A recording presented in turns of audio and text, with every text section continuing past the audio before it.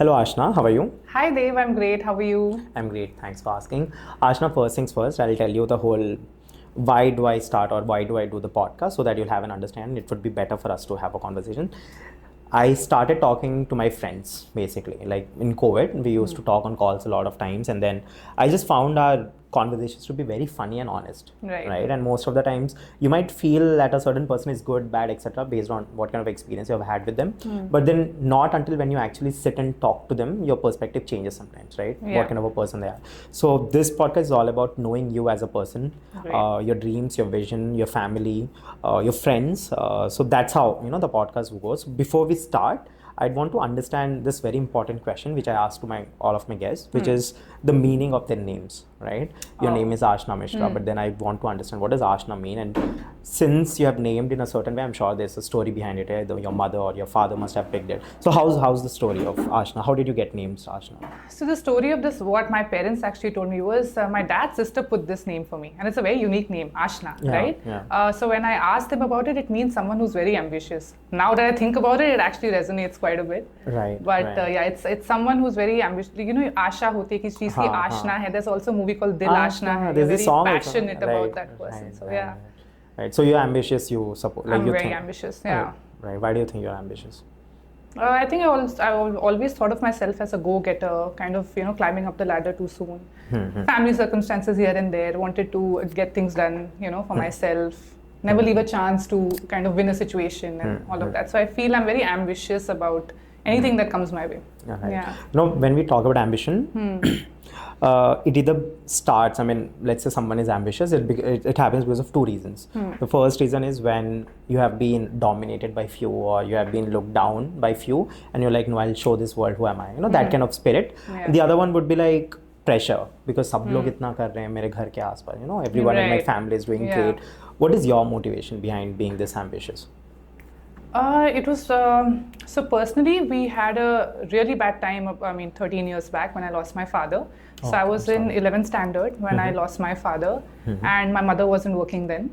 My brother was 4 years younger to me. So we didn't know what to do because, the man is supposed to be the breadwinner of the family. He gave us a great life. And suddenly, like when dad wasn't there, we had to make ends meet. Right. That's when I saw my mum.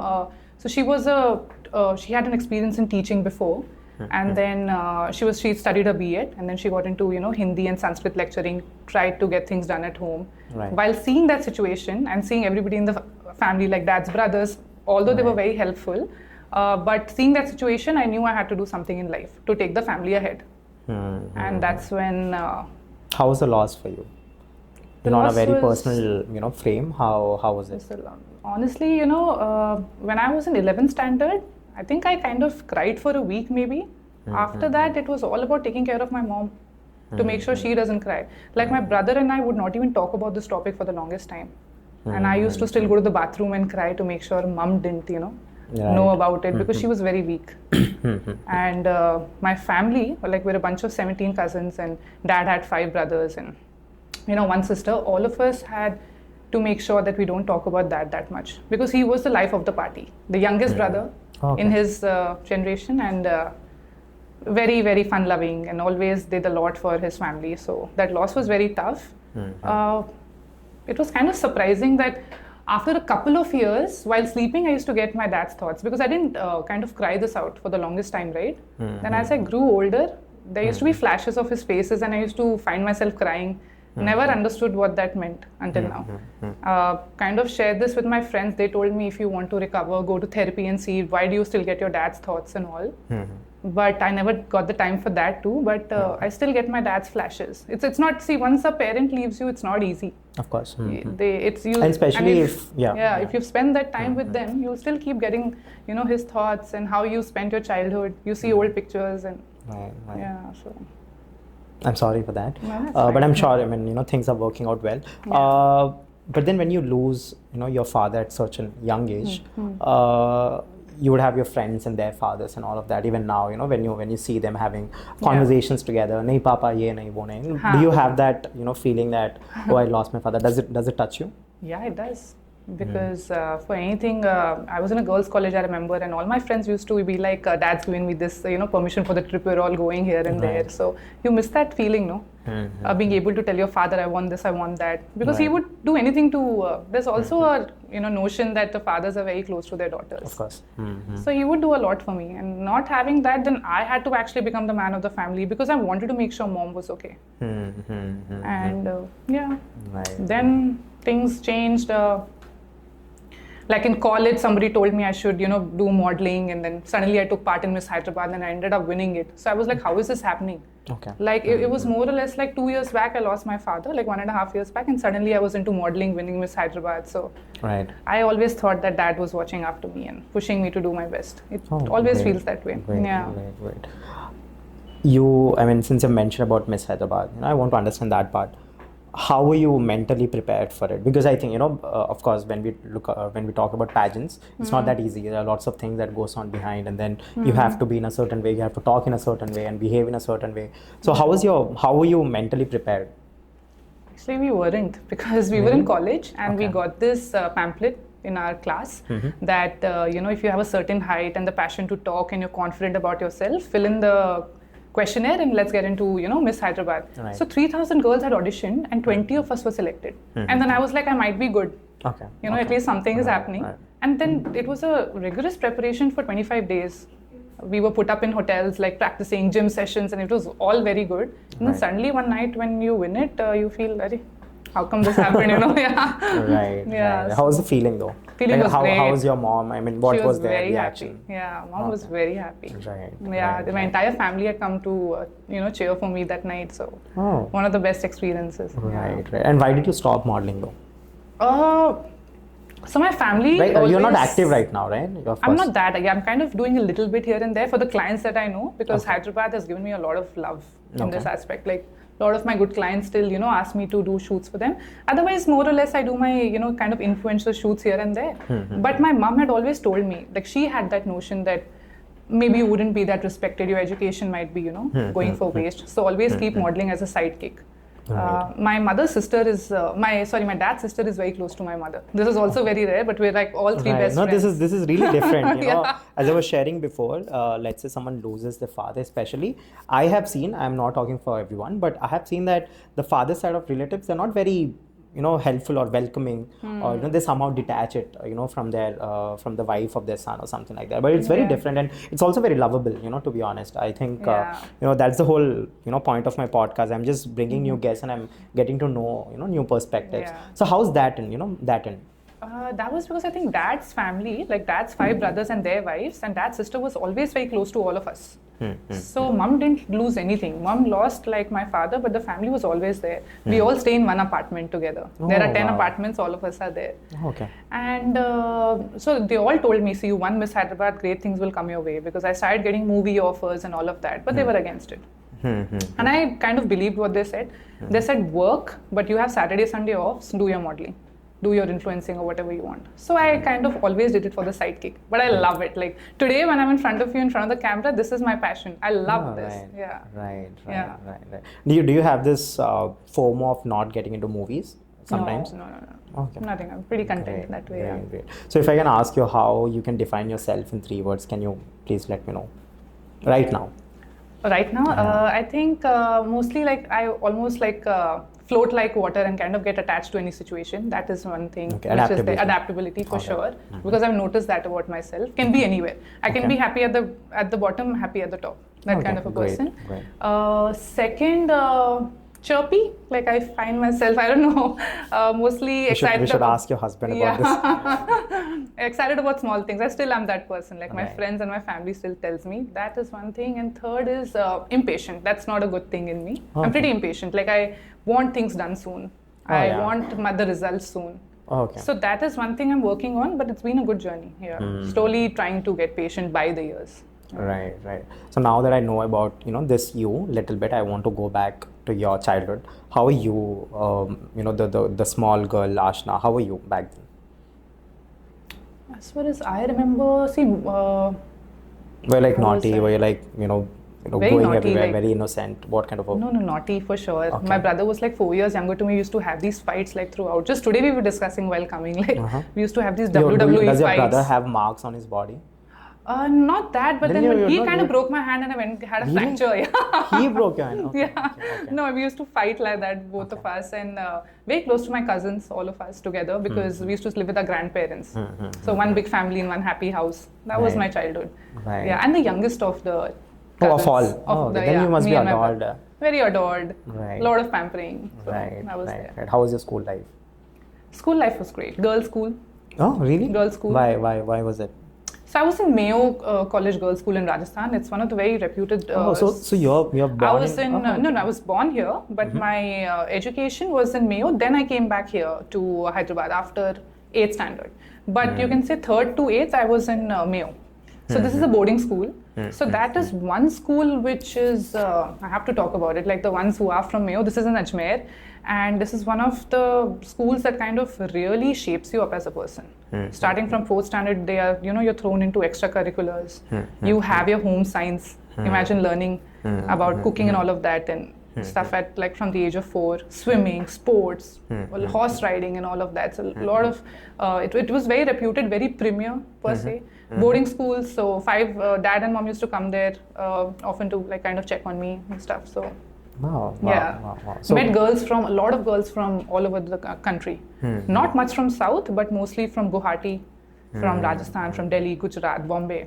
Yeah. So we all used to live in dormitories together. oh, yeah. All of that. Yeah. Now tell me about this, because I've had guests, like male guests, who have been into boarding schools and who have been into hostels. I've heard their stories. They do all those break things, kind of a thing, all of that. But I've never had a guest who was into girls hostel and dormitories that you have lived together. I want to understand, how's life like in a girls hostel? It's good. Like it's pretty much fun. And we say there was no social media or anything back then. Of course. You only used to go back to your classes, How play old sports. are you, by the way? Can I ask you? I'm sorry. How old do you think I am? Just give me a good answer. 28. Yeah, you can. I'm 32, but still. I'm 32 years old. All right. But yeah, so when I was in boarding school, it was all about. So back then it was Facebook.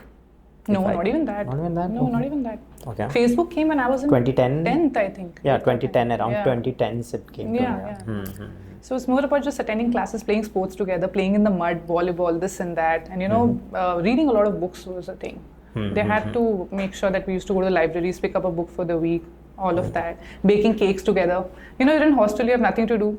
Just you have to heat up the cocoa powder, make it into like a paste with a little sugar, mash the biscuits and make like a dessert out of it. I remember doing that a lot in Mayo. And have these fests where all other schools used to come and participate with you. So it was all about that. Right. What was your thing? Like, as in, you've mentioned there were many extracurricular activities, right? So what curricular activities were you into? I picked up a lot of tennis and swimming for sure. Yeah, I picked up a lot So of if you tennis. let's say you go into an ocean, you fall. you fall. Can you just swim out of your life? That my husband can do. I can't. No, I'm joking. But apparently he's a better swimmer. Okay. But no, I can swim to save my life, but not in an ocean. Okay. Yeah. Okay. All right. Yeah. So we have discussed about the school life. It was all girls school. But then school teaches you, as you mentioned. School definitely shapes us as a person, and there are different things that you learn from school. What has been your biggest takeaway from school? Independence. Boarding school, parents not being there, learning everything on your own. Number one would be independence. Second is confidence. I never had stage fright as a kid. And then I came to Hyderabad and was interacting with my friends, and they used to have a lot of stage fright. Maybe back then, being in such a youth school, so many activities here and there, you're very independent, very sharp. No stage fright, you can talk to people. So I was that person. Oh, great. Yeah. Great. How was college? College was again St. Francis in Begumpet. I'm sure a lot of my friends must be. Okay, your college is here. College was here. That's like degree, right? Degree. Okay, cool. So How I was was it? in BCom Foreign Trade.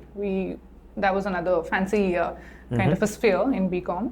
And college was great. A lot of friends I've made in college also. That is when Miss Hyderabad happened.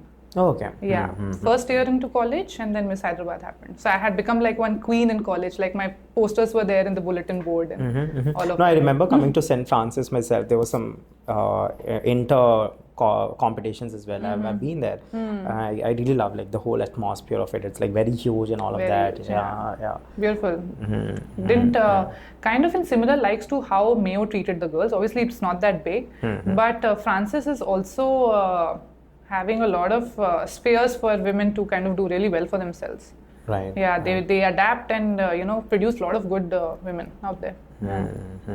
One question that now that I'm talking to you, you have been in girls' college, you have been into girls' school, but then you of course had male interactions with your brothers and cousins and etc. family members. But then when you're out there in the world, like after all these years that you have been with just girls, and then suddenly you're out in the world talking to men and doing that, was there any difference to you? How did it feel? Do you feel it awkward, weird? How was it? So after Mayo, after 8th standard, it felt awkward, but then you get used to it. Brothers, friends and stuff, friends of friends here and there. Initially, it does feel. Because even to exchange your phone numbers with a man, back then you'll feel like, can I give my number to this guy? Right. Even now, I don't think girls are comfortable sharing numbers. So then suddenly you're like, we didn't have WhatsApp or anything back then. But with your friends who are boys, when they ask you for the numbers just for any kind of thing, you feel a little like, now I'm not sharing numbers with my girlfriends. It's a new world now, so but then it's okay. Right. Yeah, I also find Hyderabad as a very balanced city. Yeah. It has good people, I believe. Yeah. It's a balanced city. It has a mixture of your fun-loving and also as well as very balanced at home kind of a crowd. Right. Yeah. Right. So after college, you have started doing a job, if I'm not wrong. Right? Yeah, I got into So after it. college, or was it a certain year of gap where you explored yourself? Okay, so right in the college you got placed, if I'm wrong. Yeah, I did. Okay, great. How was that experience? Great. I was in Deloitte for about 3 years. You're also in 3.5, 4 Amazon, years. right? Amazon, I interned there. That was like just for a couple of months. So I got my experience of how a corporate looked. And for anyone who steps out of college and goes to a corporate, the buildings are very fancy and you see they're providing food and, cabs for you. And the work that you're doing is also, first hands-on experience with a laptop, learning new tech, learning new, this was a different routine altogether. But Amazon was a good experience, but then Deloitte also kind of shaped me to be a better person because I was a tax consultant in Deloitte. We used to file US taxes and my client was Amazon in Deloitte. Oh, okay. Yeah, and I was there for about 3.5, 4 years. How is Rajasthan different to Hyderabad? Because you have been there and then you also have been here. So what difference do you see major? Or do you go to Rajasthan here and there? No. You don't at all? We have nothing to do with Rajasthan now. Only my schooling was there. Okay. So even when you're in a boarding school, you don't step out much as such. But then Rajasthan is like completely picturesque, right? Like a lot of beautiful places in Jaipur, Jodhpur, Bikaner, Jaisalmer. Now I go for work to Rajasthan because we'll get back to it, we source a lot of gemstones from there. But otherwise, not much. Yeah. Hyderabad is life. Right. Hyderabad is pure, like, Hyderabad is everything. It's life for sure. Very balanced, as I said. I love the city. Yeah. One question that I want to ask is about your mom now, because you mentioned, you were there parenting your mom at a certain point of time, right? So I want to understand, how's your relationship with your mom now? How is it now? It just gets better with time. Now we're like two best friends who cannot, live without each other. Right. That's the thing. Yeah. Mom is a strong woman now. She has a work ethic because she had worked as the HOD of Hindi and Sanskrit in DRS International School for about 20 years. Where is it, in Rajasthan? It's in Kumpally, here only. Okay. Yeah. What is the school name? It's DRS International. What are the best things that you've learned from your mother? Independence, for sure. Looking after the family. Not complaining much. Yeah. Being now, in the moment. Right, right. And now you also have a brother. I mean, you mentioned it, 4 years younger to you, right? How is the relationship with him now? Back then you were fighting, but how is it now? And now we're actually opening up, which is quite strange because we had I would say post marriage I've gotten more closer to him. Even before the marriage we used to have these fights because I was the elder sister, so I would be like, be a certain way, you have to look after mom. Do this, do that. And he was like, I've also grown up now, I know what to do. Young boys have that thing. Right. But now I give him space. I've always given my brother space, a lot of space, for him to figure out what he wants to do and get back to me if he has any doubts. So now we're very close. We open up about even personal, even professional because I left the house. There's no one doing any bickering there.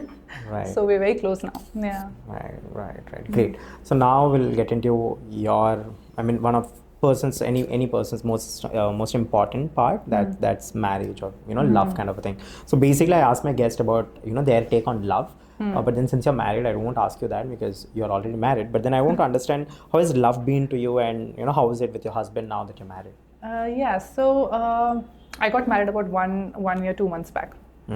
And it was my cousin, again, one of my cousins. He's one of my cousin's best friends. Oh, okay. And they were looking out for me, and they were looking out for him. Like, they were looking out for boy. I was 30 when I got married. Okay. So suddenly it clicked with my husband quite a bit, because prior to him I met a couple of boys. You feel like, would you give a second text to someone after you meet them? Right. It wasn't working out.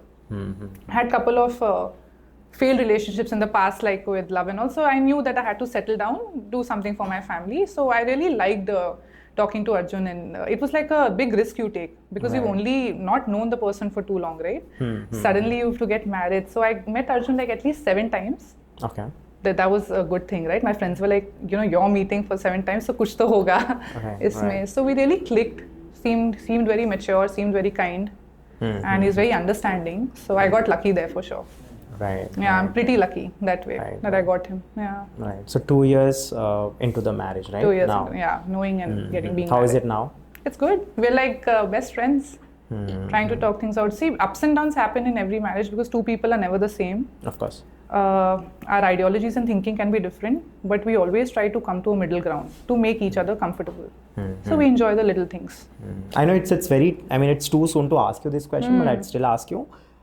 What do you think is one of the best ways to actually have a happy marriage? I don't think I have the answer to that. You have to play it by the ear and make sure you're having a good time with your, and your highs and lows. You're being there for that person, and so is he being there for you. When I ask this question to people who are married for 35, 40 years. So obviously love and respect, care, all these things matter. For now, we're still discovering each other, liking each other's, company, and learning a lot about each other. And I have situations when I feel really dull and low. And I've been someone who doesn't even open up much to my mom, because I know she'll get anxious about it. So Arjun has always been there for me at that time. That is when I knew I lucked out. For me, this is happiness. You can tell someone coming back home and share something. Someone is there for you. So I really like being around him. But not to say we don't have our fights, we do. But we also get out from them soon, because we know we have to make this work and enjoy each other's time. So that maturity we both have. What's the best thing about him? Understanding, patience. I'm impatient, he's patient. I think I'm not very understanding, he's very understanding. So it's like a best match. What's something that you tolerate about him? His dressing sense, for sure. He's like the fashion police in my house. Okay. Yeah, Arjun had not much idea about the kind of, because he's also been a lot into like education. He's like a scholar basically, right? And I'm like a chill person. So I was like, why would you wear that? Then now he's like dressing up and all of that. You can see today. Right. Yeah. Right. We'll show the BTS pictures of his of her husband afterwards. We'll see. But then having said that, you have had great experiences altogether, right? They were different and great as well. And once you have become Miss Hyderabad, I think it's also a different feeling altogether. How were you treated after that, in school or otherwise? So you're given a lot of importance after that. Like everybody wants to be friends with you. Like from 50 likes on Facebook, you'll get like some 1,000 likes on one picture. And you feel very, what do I say? You feel you get a lot of attention from it, right? So you feel very validated from all of that, because you feel like you have too many friends, you're famous. So I was in that zone also for a long time, hanging out with just random girlfriends, just like not even knowing them. Suddenly as you grow, you know that you can have a handful of only 4 to 5 friends, and those are your trusted ones. Right. Since you spoke about validation, when you are in so and so space, right, you get lots of attention, lots of validation, and that's a different ball game altogether. You really enjoy that part, but to be honest, validation is completely different. How do you look at validation now? Like, what's validation to you now? So I didn't get when you said that validation is very different now. Back then, when you are, famous and all that, no matter what you do, what you are, you somehow get love and somehow get attention back then.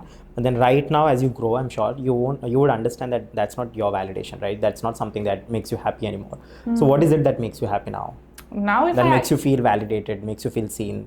yeah, when your friends and your family check on you and they're in constant touch with you, you know they're with you for the right reasons. Either they like you and want you to be in their life, or they must be like faking it. There are two options, which when you know you've been with someone for so many years, nobody is going to fake it. So now validation for me is when my friends want me in their company, when my husband comes back and says, I want to take you out. These things I really enjoy now. Right. Back then it was about how many people are texting me, I'm getting calls for this party, that party. I kind of, nobody likes it now. Yeah. One question that just came into my mind, I forgot, because you just mentioned about your husband and all that. It's just running in my mind now. Like, how does he come and talk to you, and where does he want to take you out and all that? But having said that, since I've had this kind of life, I want to understand, what do you think life is all about? What's your take on life?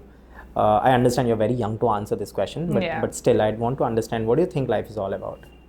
So I was listening to some, I don't know, Marissa Peer, I think she's a very celebrated therapist. So she was talking about how life is about someone to love, somewhere to go, and something to do. Okay. So that is work, family, and travel. Okay. If you're in a space where you can do all of these three things, enjoy what you're doing, have a great family by your side, and you travel, it kind of opens a lot of avenues for yourself and you feel really good about life. This for me is life, for sure. For now, at this state. Maybe it will change later if I have kids or something. Right. Since I have understood you on a very personal level, of course there are lots of questions and I wouldn't know a person completely in a 1 hour podcast. We'll do a part 2 as well in the future, but for now let's get into your professional life, because I think that's where I learn many more things about you and the kind of intellect that you bring in terms of marketing. So we had a couple of guests who spoke very highly of sales, right? And in any business, if you talk about, no matter any business, small or big, sales and marketing are the most important thing. Definitely, right? yeah. So since you are here from the marketing background, I want to understand, what is marketing right now? And I'm sure marketing has changed over the years, right? Before it was very traditional way of marketing. Today digital marketing has come in. Absolutely. And there are lots of things are going on, and there are lots of things that's been there. So I want to understand, what is marketing right now? So you're talking about jewelry per se? Yeah. So if you notice, Dave, back then also, I think customers definitely like to kind of each and every customer is obviously mostly on their phone checking out about brands, understanding about reviews, understanding about the placement of the company, understanding about what kind of designs a brand offers. Traditional way, previously pamphlets and all used to go door to door, or magazines, you would see which jeweler might be high performing or which jeweler has great designs. Okay. But today, I strongly believe that if you have to increase your footfalls at your store, digital marketing is key. Digital marketing has taken over by storm in any kind of retail industry, because customer has long back started making his decision being online on the phone or anywhere checking about the brand. So your SEO, your social media management, your bulk messages on WhatsApp, or your reviews for that matter that customers check, it is all digital. So at Vega, like the company that I work at, I'm the business head of Vega Jewellers, Hyderabad, Vijayawada, Kakinada, and in the US. We're at 4 locations. We long back, like at the when we commenced this brand, we knew that digital marketing is going to play a huge role. And also over the years, I think last year my husband helped me do a course in ISB. I've done my digital marketing 1-year course from International School of Business in Hyderabad. So got a thorough understanding about it, and understood the importance of having a campaign that is run for you in social media, because India, South India, so many festivals, so many weddings. Hyderabad right now is the most highest performing city in terms of jewelry per se. Like, because we go to Bombay, we go to Surat, we go to Delhi for work. Each and every person knows that Hyderabad is the most potential consumer market in jewelry for sure. Wow. So we are at that zone. So how can Vega be in every household as the most cherished or most celebrated bridal jeweler of the location? So that is our main aim. So that is when we knew that we have to promote our products, our designs, our strategies, and influencer marketing quite a bit to gauge audience, to get the customers, to release discussions about the brand. And that is when we knew marketing is key. So that is one side, which is your digital marketing. Secondly, we took a lot of interest in your metro pillars and center medians. You see our branding across, because Hyderabad doesn't have hoardings. So we took part in physical marketing as well. We have a lot of screens of Vega Jewellers in all the apartments next to the lifts. So it, kind of engages the recall value. Right. to all customers. Right. So we Right. did that, and every time we have this parameter where our sales executive or a customer representative executive asks the customer, how is it that you got to know about us? And the proportion or the percentage, the most of the customers have mentioned we saw you on either on a social media ad or we've seen you at the screen at the apartment. So it's worked wonders for us. One question that I have in my mind is that you have had a completely different background altogether, right? You were into Deloitte, and you have interned in a few amazing companies, Amazon and then Times of India as well. How did this happen to you? How did you become a business head at a jewelry store, which is of course completely different than what you have studied and all that? So how did that happen? Yeah, so I'll tell you what happened. I told you that from a very beginning, my focus was just money because I had to make ends meet at home. And I was ready to take any job that gave me money. So, and especially joining Amazon or Deloitte, company bhi achhi hai, then you're getting a good amount also. You were kind of content. But like a 9 to 6 desk job, just sitting in front of the screen and doing your IT returns or US returns or working for like Amazon, it didn't give me that happiness at all. I knew I was a people's person. I knew that I loved interacting and talking to people, understanding customer experiences, understanding people in general. So I knew I needed a shift. So I think one of my mutual friends on Facebook kind of mentioned that they're looking out for a higher role in this jewelry brand, and please come and meet. They want someone dynamic like you to take the business ahead. It all happened by luck. Trust me. And then I just went and met them, the management of my company, Mr. Naveen Kumar. And then he was really happy having me on board, didn't even say no to the kind of amount I was expecting as salary. So I just knew that I was in the right place. I took this for money, basically, my job, because the amount was really good. Right. And I knew with my experience and talking skills, sales would be nothing for me. And jewelry, my interest I had from the very beginning. Of course. Very beginning. Like as a young kid, you go with your mom to Tanishq and all, you see that light in her eye that she'd be like, we can buy gold right now, but we'll not buy diamonds, it's expensive and stuff. I knew I wanted to do something in this industry. Right. So when this job happened, I got the complete knowledge in jewelry, operations, finances, design, production, management within a week. So the management kind of trusted me a lot. I showed my interest and now I'm heading the whole business. Right. We were just talking, you mentioned that, within 3 years, I didn't know that, Vega Jewellers is just 3 years old. Yeah. But within the past 3 years, the kind of, traction that Vega has got, it's completely tremendous. And to be honest, the kind of competition, and it's again very much capital intensive market, right? When it comes to jewelry, like you have to put in a lot of capital, and some brands have taken years to actually build their brand. So I want to understand, how did that happen? How did that you crack that? Because you also have 3 years of experience. So I'm sure you also began it. I mean, you both started at the same time, right? Vega Jewellers and you, your job as well. So I want to understand, how did you crack the code? So my management, Mr. Naveen, he always had a very keen interest in designs. And then I got his pulse in terms of what he was getting manufactured for our brand. So I just sat with him and observed that our designs are very different from anybody in the city. That's for sure. You see a customer come in, they'll tell you, Vega's designs we've never seen before. And this happened when we went to the US also. Like the customers were very happy with our designs. So I got that pulse. So then we started creating extremely designed, lightweight products and heavyweight items in budgeted costs. And customers were very happy. And this clicked with us within the first week, that we're selling great designs at a lesser cost and even heavy looking pieces at a lesser cost, because we know the technicality, we know the machinery that gets into it. So design is our USP, the way we price our products is a USP, digital marketing is a USP, and advertising is a USP. We picked these 4 fronts within 3 years. And we are getting the response as if we've been like 3 decades old in the city. Right. One question that I have is, because I've recently read Tanishq's Tanishq stores, the whole company's case study, and they have had many mistakes done as well. Before when Tanishq started, they started off with 18 karat gold. Right, which didn't click in India, because India they want 22 karat, 24 karat, the purer gold that we talk about, and they had a couple of mistakes done, but then they somehow understood India, as a market, and they, again, went to their roots and then worked on it, and now they are the leading, jewelry brand in India, with more than 1 lakh capital, 1 lakh crores capital, as we speak as of now, net worth as we speak as of now. But then they have had their mistakes, and they were into different categories altogether, right? They were into different categories, as in bridal, non-bridal, and everything, functional, all of that. but you have categorized yourself as a bridal jewelry, right? I want to understand, how did that clarity come into without even experimenting? So did you do any experiments before? You just started it off like that? How did that happen to you? The category. No, we actually knew the entire city, how Hyderabad operates is the amount of weddings that happen here are some of the largest weddings, The lavish in terms of of the largest. and the HNIs of Hyderabad are uncompared. You call out a name in Bangalore, Bombay, Delhi, nobody meets the kind of weddings Hyderabad HNIs do, which is our clientele. Our majority of the clientele are HNIs of Hyderabad and ladies that we target 35 and above. So we know they don't want to compromise on jewelry, because their wedding functions last at least 3 to 4 days, out of which 2 complete bridal sets will be worn.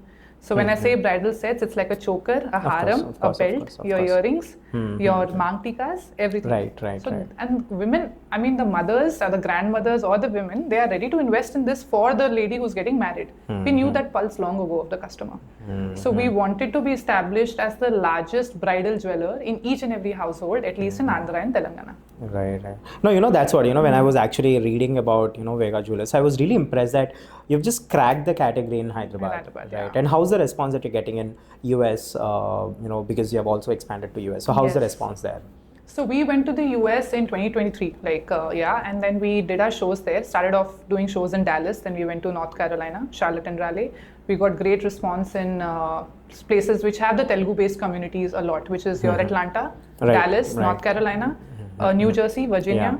And we just started experimenting that to the US, we didn't take complete bridal sets of ours. We took sets that were below 10 lakhs, just to see, because in the US, the proportion of women and men working together is a lot. In Hyderabad, there are still some homemakers. In US, we noticed the women and both the male and female are working. So we know that the lady has a certain passion to get a very good jewelry piece for a kid, because she cannot come to India and buy it. Right. Or she wants to wear something nice at work. So we took a lot of inventory below 10 lakhs. Okay. And we were getting sold. In every city, we had to keep asking for inventory to come down. Right. How did it feel? I mean, since you're the business head, how did it feel? Oh, the biggest accomplishment, if you ask for me professionally, was the US sales that we did. Right. It didn't disappoint us at all. We thought it's a risk, but we did very well. Right. So you have your physical stores in US now? No, we're doing shows currently. We have a small corporate office in Chicago, Wisconsin. But for now, we just travel and do shows at hotels during the weekends, set up our inventory, invite the customers to digital marketing. It also spreads a lot through word of mouth. People come and they purchase. Right. I can assure you that whoever comes to Vega Jewellers never leaves without a bag. Right, I'm sure. That's happening. No, we were also discussing. I'd come down to the store as well. I'd really want to see, because when I'm not from Telugu, I'm not from Telangana or Andhra, right? Yeah. So I'm from Odisha. So I really want to see, what. I mean, I'm amused. I think I've the fresh memory that I can recall is of one of my friend's wedding, right? And I just attended the wedding, and the kind of gold everywhere. And I think I spoke यार इन लोगों का अगर kidnap कर ले आज रात में कितना पैसा आएगा? कितना ही पैसा आएगा. So now I'd also love to come down and see what are the collections that you have. We'll see. But having said that, I want to understand your, as a business head of a jewelry brand, I want to understand what are the 3 things is something that I've done differently that actually makes up for a great business head. And this is for the people who are into business completely. Into business, one thing is you have to take your team forward together. You cannot be a solo contributor in a retail industry. Your ideologies should definitely match with your staff and also your higher level management. So teamwork is very important in this kind of business. If you're only looking out for your performance, the brand will not grow, neither will you get the success there, because anybody would replace you. You're growing as a team, you will be there for a long time. So one thing is that. Second thing, to differentiate your brand from others, you have to know your own USP. Sell what's right for the market. Don't overprice, be right in your pricing. If my USP is design, I can't, fool the customers saying the designs are so different, you have to pay extra for it. Price your products well and maintain your designs. That is number 2. Number 3 would be, I would say, digital presence for sure. It's required for every brand to have a digital presence. It helps you gain a lot of audience, and the footfalls do increase. Right, right, right. No, I was speaking before also. I'd want to ask you, are you looking for, I mean, are you going to an app or something? Because I've seen your website, I've seen your, physical stores as well. But are you soon going, rolling out an app or something? There is no plan of that as such, but that's a great idea. I think I'll take that to my Yeah, management for sure. give me commissions for that. Yeah. For every sale online, just give me Is a, by the idea given by Dev. Yeah. No, for now there is no app as such because we're fairly doing well. You can say social media, SEO. Then we're doing fairly well in telecommunication channels course. also. So we're doing fairly well there. Yeah. For now. I've asked this because if you look at Jiva, the silver jewelry, it just caught up, the whole of Gen Zs and millennials just because it was very easy, and it was again something which is trustable, and if it's giving a good product, I think things why not? why not? So I was thinking if you can also, I think it would be a great start. But again, your pricing is that's not like in thousands, right? So no, so I would say our products are not for Gen Zs and course, Gen X or your millennials. One question that I really want to ask now, because I forgot almost. Your segment is bridals, right? Bridals and women. Our products are from 3 lakhs and above. Women basically Right. who are working, Women plus who are 35 and above is more. Right. But women for sure. Right. So the jewelry industry is going at a rate of 10% CAGR every year, and by 2030 it's going to reach I think 120 billions. Right, $120 billion valuation in the next 5 years. And if you talk about Gen Zs and millennials, the kind of products that they consume, they don't have much demand for gold and diamonds at all, right? So it's very clever of you to be in your category altogether, but at the same time, I want to understand, how do you look at this? Because today's Gen Zs and millennials are going to grow older, and they'll soon fall into the 30 plus category. I mean, age, in terms of age and all that. How do you look at that, and do you think there's a potential sabotage that's going to happen in terms of business in the near future? The demand would be lesser, do you think? Not in the coming years for sure, because I mean, as I told you even before, right, we are not targeting Gen Z, Gen X, millennials for sure, because I think they're going the minimalistic way. And here we are here to save our Indian culture and heritage. Right. Because if you see in India, in every state, people wear jewelry in different occasions, different festivals, and the styling of jewelry is also very different. So with so much culture and heritage, if we try to ape the West, like the millennials, if they only go for minimalistic and also, we'll lose our charm. So we are here to stay for the clients who really want to kind of, be culturally oriented to their origin. Right. So that's our aim. And obviously, for the future, if you come down to a store, we have very nice daily wear bracelets and rings and studs and all of that, which can be easily worn by anyone. Like 30 plus, you go to an office, be minimalistic, we have that kind of jewelry too. In fact, that does very well in the US for us. So we are not going to see anything related to Gen Z and millennials in the future, or do you think it would change based on the demand? I'll have to probably talk this out to my management, but for now, I'm not sure. Okay. Yeah. Great. So in terms of business, I'm not going to ask you numbers. But I'd want to see, what is your aspiration? When it comes to a certain business, you always have an inspiration that hame yahan tak jana hai. You have a goal for yourself.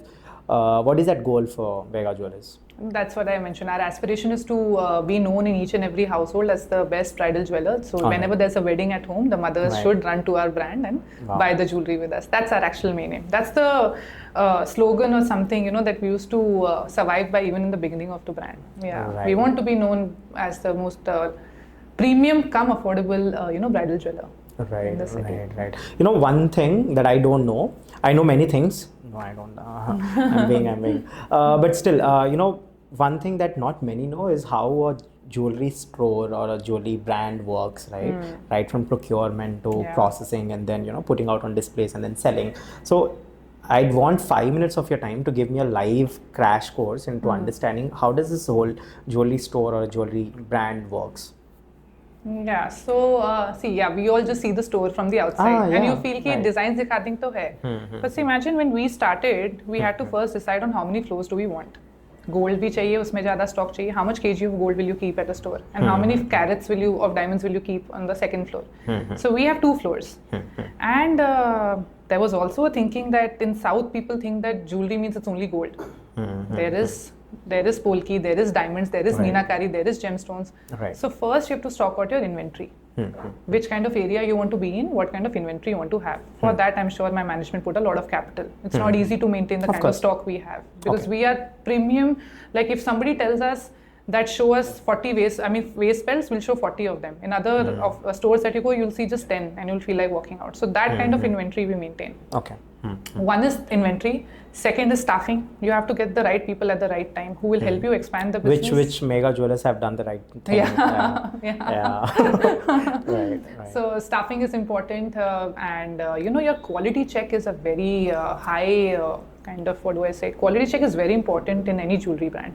So these days customers are very smart. They always need the authentic source to go back to. If your product is, BIS hallmark, HUID, everything is there. It's a hallmark unique identification number. So we have 59 satellite tunes for only checking a product. So we have a huge QC team, the quality control team, that takes care of it. That is one thing. Staffing, your inventory, overheads, all of this comes into play. That is when you will have a store ready to, be there and operate. Accounts, administration. Right. There's a lot of work that goes in. Right. Tell me, take me into your typical one day work. How does your typical one day work looks like as a business head? Because we're in this position, the work is pretty chill. You go to office, have a cup of coffee at 11. You're having chefs. We have 2 chefs who give us good food, and they provide us with everything that we need. Then we take a meeting. We discuss the sales and the glances. Like if the customers have left, we see we forecast on we go back to what happened the previous day. How many walk-ins we've had? What was the number of sales that was done? How can we do better? So we take a meeting with 200 people every morning. 11 to 12, that meeting is fixed. Then we get to the day. Say about in our store from 11:30 clients start walking. I'm there till 7. We interact with a lot of clients, and the kind of clients you meet, you make so much network, right? Owners of schools, politicians, directors, film stars, owners of various brands, and then we show them exquisite designs. We have 3 bridal rooms in our store, which is exclusive premium bridal rooms for a bride to walk in, see herself, dress up there, and all of that. So we give that space to them. So for me, it's a lot of up and down, but I also have a cabin of my own. I sit there and overlook me and another person together. Right. We all overlook everything, and we give the report to our management, and that's how it goes. Right. Take me back to the beginning. I mean, now that you mentioned, the space is, good enough, to actually have the right meetings, and then there's no haywire everywhere. But I want to understand the initial stage or the initial days of Vega Jewellers. How was it for you and for the whole business? How was it? Yeah, I remember the first day there was so much anticipation. We've opened in Jubilee Hills, and I was telling the sirs, like, what do we do? Will the clients come? So as I said, staffing is important. We appointed the right people who, through word of mouth, spread the word that the brand is opening. The first day we hit a 6er. It was really good. Like the sales. Really? Yeah. The first day, how much? We hit a 6er, as in the bill was really good. Yeah. Okay. The bill was really good, and then slowly their friends started coming. So the first day we had a lot of walk-ins. So then we knew something is working right, because it was a lot of anticipation. Right. I remember my management being there till 4 a.m., going for a nap for 2 hours, coming back at 7, because accounts and everything was set, just waiting for clients to walk in. Right. Wondered. We did wonders. You mentioned it started 3 years back. Yeah, right? 3.5 years back. Was that in the COVID period by any chance? Because I think COVID was 2021, so last COVID was 2021, right? So did that happen in between or what? COVID is when we all were in talks of looking out for the place. Okay, all right. Getting So into basically that place. you were after the After COVID period. yeah, October 2021. Right. It would have been bad if at all. COVID hit. Yeah. Great. And we were in talks for a year. So I didn't even know that I was in that zone that, I'm going to leave my desk job, and I was really liking this. Now COVID hit. So I thought I won't even get this job. But now you feel you were patient and you got the right thing. Right. So how is being a business head like in such a bigger space now? How does it feel like? And with such responsibilities, how does it feel like? It feels great. Yeah, it feels very accomplishing. Like you go to the store, handle so many avenues of work, and you are the first point of contact for your management, because they leave the store to me, and I feel great about it. 200 people there. And we give, we're handling end-to-end operations, end-to-end sales, marketing, finances, designs, production. Right. So it's a great place to be. Right. Yeah, very fulfilling for any women, because you're looked after really well as well. And you've given your space as well, and you're handling the business too. So I also meet my work-life balance very well in this company. Right. And this will be the last question. What is it we all have our goals, missions, visions, and we all have our dreams. So for you, what is your dream, both personal and professional? What is the ultimate goal? Personally, obviously, I would like to be, as closer as I can get to my, my husband, my family. We want to live a very, nice, secure, happy life. I want to push him to, so my husband's into AI and machine learning. I want to push him to, his sectors and make him do great things, because I want to be there for him when he does that. Right. And professionally, I think it would be probably we're in talks with our management to probably expand the brand as much as we can in Andhra and Telangana, and also see a great future in the US for it. We want to have a store in the US. Right. So right. that's what we're looking at for currently. Right. Yeah. I think again, I don't have to all the best you, but I'm sure you'd really, achieve them all of it. It was great talking to you. I think it was really entertaining, and I really loved the way you just, you were like spot on. It was nice having you. And but then before we leave, what we do with our guests is, right, we have a dare card here. So we call a dare card. What we do is we have written 1 to 4 dares. And then whatever you choose, the number will be basically doing that dare. And our dares are philanthropic dare. So we believe in entertainment, information, and philanthropy. Okay. Right. So the philanthropic dares, as in we would be doing something good for the society, something impactful for the society. Are you willing to do? Yeah, the dare? sure. All right. Yeah. So we have 1 to 4 written. I don't know what the dares are. I've not written it myself. You just pick a number, and I'll tell you what we'll do. So what are the numbers? 1, 2, 3, 4. 1, 2, 3, 4. Yeah. Pick any number. 2. 2. Okay. It says volunteer your time in a government school.